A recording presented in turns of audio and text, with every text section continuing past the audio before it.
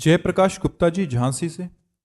राधे राधे महाराज जी। महाराज जी, यदि पत्नी भक्तिभाव वाली हो और उसका पुण्य पति को मिलता है या नहीं,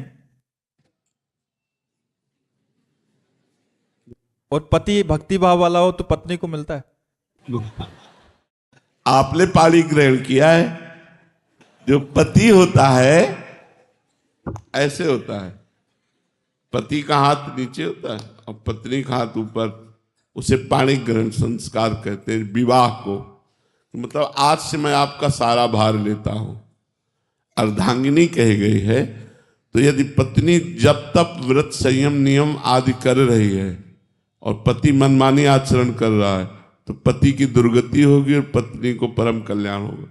और पत्नी यदि केवल अपने पति में आसक्त है, पति की आज्ञा का पालन करती है, पति की सेवा में रहती है और कोई तप भजन नहीं है और पति उसका भजनानंदी है, तो उसका कल्याण हो जाएगा, पत्नी का कल्याण हो जाएगा पति उपासना मात्र से। पर पति भगवत भजन करने वाला हो तो पति यदि तीर्थ गया है, पत्नी ने सारी तैयारी कर दी है उनकी, अब वो तीर्थ यात्रा करके आएंगे तो आधा फल पत्नी को अपने आप प्राप्त हो जाएगा। लेकिन पत्नी यदि तीर्थ गई है और पति विषयी है तो कुछ नहीं प्राप्त होने वाला है। पति ऐसे रहे, ये धर्मशास्त्रों का निर्णय है। पत्नी को ज्यादा फायदा है महाराज जी। तो उसने अपना जीवन दे दिया ना आपको। आप उसके घर जाते हैं क्या? वो आपके घर आती है अपने परिवार को छोड़ करके और अपना पूरा जीवन दे दिया, तन मन प्राण सर्वस्व समर्पित करके आपकी सुख के लिए लग गई। तो आप ही पाणी ग्रहण के सारा भार आपको निर्वाह करना पड़ेगा। इसलिए दोनों में से कोई एक भी अगर लग जाता है अध्यात्म मार्ग में, तो बहुत बार देखा गया है, तो मतलब वो दूसरा जो दूसरे भाव वाला होता है, पति अगर लगा है तो पत्नी भी उस मार्ग पे चलना शुरू कर देती है, पत्नी लगी है तो पति भी। ये बहुत बार देखा गया। हाँ, संघ का तो प्रभाव पड़ता ही है, पर कभी कभी विपरीत भी होते हैं। कई ऐसे भक्त आए हैं जो बताया, मतलब उनकी स्त्री स्वरूप में वो भक्त हैं, तो उन्होंने बताया कि हमारे सास ससुर और पति सब मांस खाते हैं। अब वो वैष्णव है तो बहुत समस्या आती है महाराज जी कैसे। तो ऐसे परिवार भी मिल जाते हैं जो भक्ति रहित होते हैं और बिटिया भक्ति वाली होती है, तो वहाँ उसको बड़ी समस्याएं होती हैं। और कई ऐसे पति मिले कि हम तो भक्ति में चलना चाहते पर हमारी पत्नी सहयोग नहीं देती खान पान व्यवहार आदि में।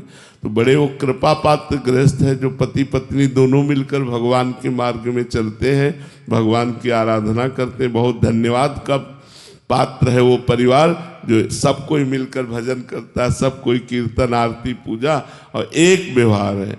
और अलग अलग व्यवहार में थोड़ा प्रतिकूलता तो होती है। अब मान लो उसका पति है और वो प्रतिकूल आचरण करने वाला है, तो पत्नी को तो उसके सेवा में रहना है और सारी की सारी भक्ति की प्रतिकूलता उसको मिलेगी।